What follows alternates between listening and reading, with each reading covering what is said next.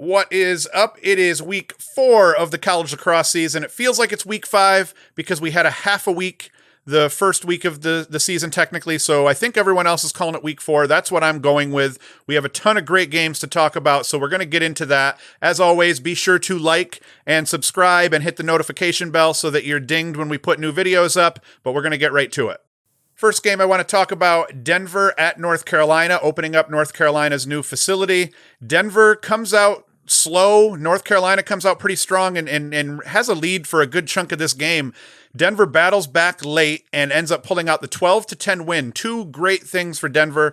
One, Austin French is back. Austin French hasn't been healthy, and he comes back today. He scores 1 goal and 5 assists in his season debut for the Pioneers, and Ethan Walker goes for 4 goals today. So these guys are supposed to be their 2 best players. French has been out. Walker has been struggling a little bit. You know, he's done all right, but not normal Ethan Walker. For what I expected at least out of him. So for him to put up 4 goals today and for French to go for 6 points, that is huge for Denver. Carolina, they didn't look bad. William Perry, he goes for 4 goals. Justin Anderson, that kid's a hell of a lacrosse player. He goes for 2 goals and an assist. Nicky Solomon, 2 goals. So Carolina looked decent. Goalkeeping play, Alex Reddy looked solid in cage for Denver, and he wins the goalkeeping battle, and that ends up being the difference here in a 12-10 game, a close game on the road. Carolina drops to 3-2. Denver up to 4-1, and the Pioneers, if they're not careful, they're going to continue to climb the rankings here. So excellent game had by all, though. It was great watching this. It was great to see North Carolina play a game on an actual field. And the next game I wanted to talk about, my beloved Syracuse Orange drop one at the Dome to Virginia. So, I mean, it's not like it's a bad loss, but all losses in the Carrier Dome are bad losses in my mind. Virginia improves to 3-2. Cuse drops to 2-2. 15-14 decision. So this was an incredible game from start to finish. It was an old school Syracuse-Virginia matchup. On the day, Michael Krause was too much for Syracuse to handle, especially late. He goes for 3 goals, 3 assists. None of those assists more important than the final one that he tossed to Mikey Herring for the game winner in overtime. There was a little pick play on the back at X. Herring picked for Krause, and as Krause kind of came right, Syracuse played it poorly. Herring got open on that backside. Krause hit him, and the rest is history. So it was a hell of a game, though, all the way through. Drake Porter looked solid in cage for Syracuse. He goes for 14 saves on the day. You know, it's below 50%, but he still played solid. So for Virginia, Dox Aiken, a hat trick. Ian Laviano, 2 goals and an assist. Matt Moore and Ryan Conrad each go for 2 goals. So the usual suspects all showed for Virginia, and the defense didn't. That's been typical. And they switched split time in the goal. I see Birkinshaw started the game, and he actually played pretty solid. 6 saves, 7 goals against, and Alex Rode came in and only had 4 saves, 7 goals against. So I think that helped Syracuse a little. Bradley Voigt, he goes for 3 goals. Jacob Buttermore, the young gun, he goes for a hat trick as well. Stephen Rafis looked better today. He's been battling the flu for a couple of weeks, so that's why he hasn't been himself, and he goes for 2 goals and an assist today, and for the first time he actually started to look like himself, so that's a great sign for Syracuse. Jamie Trimboli, 2 goals. Brendan Curry looked good again, 1 goal, 2 assists. So excellent game, though. Old school battle, ton of action between the boxes, and just a lot of scoring. So it was a great game. The Dome was packed. It was loud, and you can also see our highlight video that we did for this, and you can actually hear in between goals how loud it really was at the Dome. So great old school battle, worth watching. Check it out on Watch ESPN if you didn't get to see this game. Upstart Utah traveled across the country to take on Furman. Both teams came into the game 2-3, and Utah jumped out hot early. I believe the score was 6-0 before Furman finally got on the board. At some point, Utah was winning 8-3, and then Furman rattled off the game's next 4 goals to get it within 8-7. Wasn't as close as the final score indicated because Utah really did dominate it from the beginning. And like I said, late in the third quarter, about 5 minutes left in the third, they're up 8-3. So Furman showed poise, battling back slowly but surely. Utah wheels kind of came off a little bit in the fourth quarter. They just couldn't get that goal to bury them in that fourth quarter. Liam Donnelly in cage for Utah. He played tough, 17 saves versus just 7 goals against. So he puts up a 70% save percentage. That's excellent. Number 1 for Utah, Josh Stout, continued to impress me. The very first game that we covered that I watched, that he ended up putting up, I think, 3 goals, 4 goals in that game as well. Kicker being, he did that a lot, dodging. And today he scored 2 lasers from out top. So he proves not only can he dodge, and he's insanely quick, but he's also got a cannon of a shot on him too. And right now, I believe they were saying he's leading the country in goals. So that's a hell of a thing for a former club kid to just be tearing it up in at the Division I level like he has. So congrats to him. Teammate Brandon Wilson and James Sexton of OCC fame, they both go for 2 goals. Jarrett Birch 2-1 for Furman. So Furman, they dropped to 2-4, but Utah 3-3, looking good. So hats off to the Utes. That's a great road win for them, traveling all the way across the country to play that one. So I'm looking forward to these guys continuing to just look solid in their first year.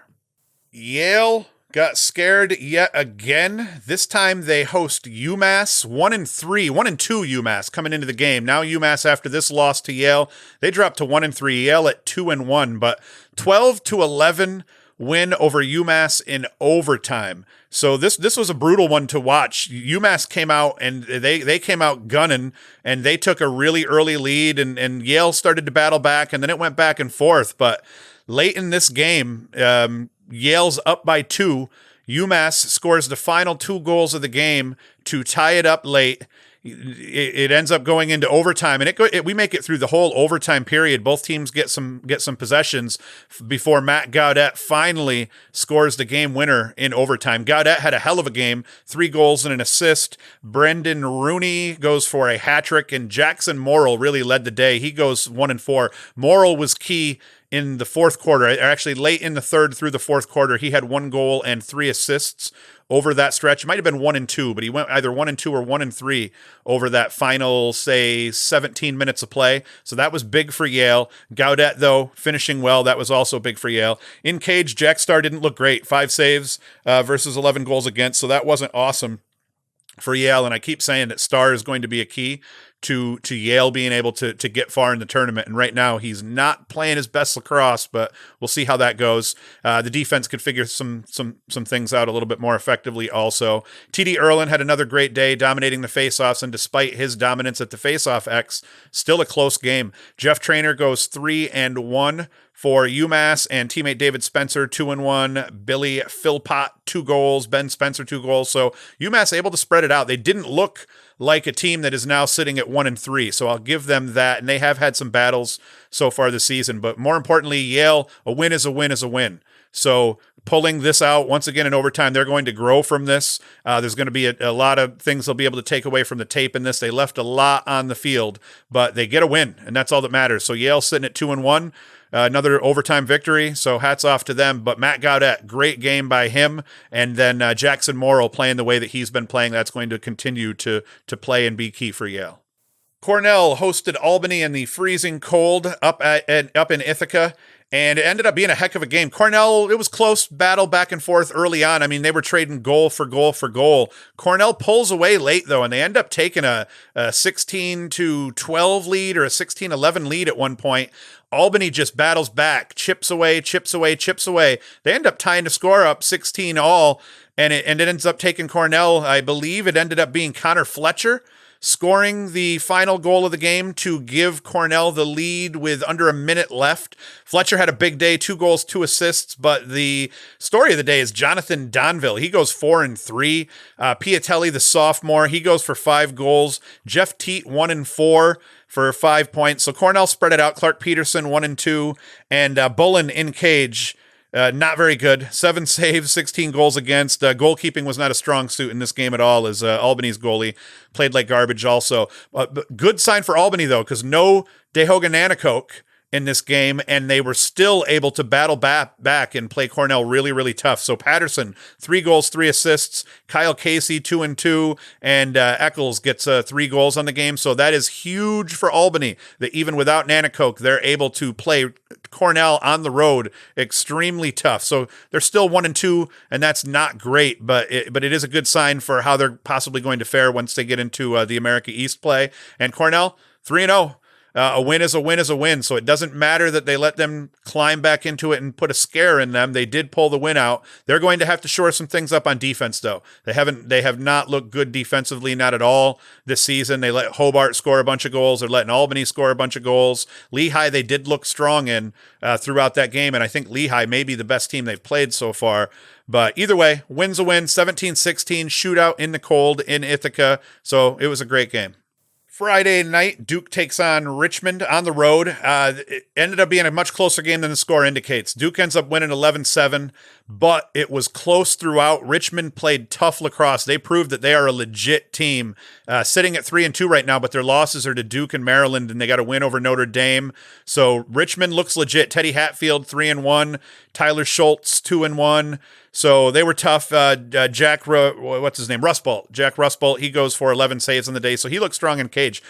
Joe Robertson continues to be strong for Duke, 3-1. Brad Smith looked like Brad Smith of old, so I think that he might be getting over. I think he had a high ankle sprain. I can't remember what his injury was, but he's starting to look healthy again, and his cannon is back. He goes 3-0.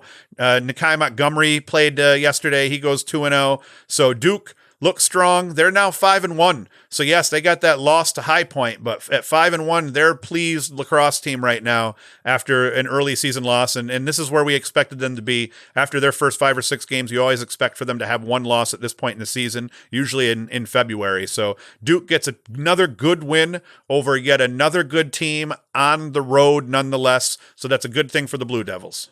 Old school rivalry, Princeton hosting Johns Hopkins. Both of these teams needed a win. I posit that Hopkins needed it a little bit more badly because going up to the Dome next weekend at 1-3 would have really sucked if you were a Blue Jay. In the end, Hopkins pulls it out 14-12. Princeton drops to 1-2. Hopkins heading to the Dome next weekend now at 2-2. Syracuse also 2-2. So that is going to be a damn battle up at the Dome. Usual suspects for Hopkins: Cole Williams, 3-1. Brett Baskin, 3-0. Joey Epstein struggled early, but he ends up putting up 2 goals and an assist late in this game to try to help Hopkins get that 2. They ended up having, I think, a 3-goal lead prior to letting Princeton chip back into it again.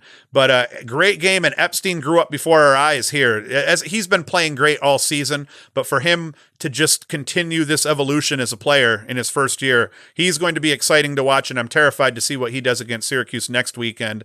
Princeton looked tough. It was a tall task that Hopkins had trying to hold this Princeton attack down. Sowers goes 2-3 on the day. Chris Brown goes 2-1, and Durbin 3-0. But in the end, Princeton, this isn't terrible for Princeton. Hopkins defensively looked a lot better than they have all year long. So they're finally, starting to put it together on both sides of the field now. So excellent game out of both teams, though. Hopkins needed that win, and they're sitting pretty heading up to the Dome next weekend.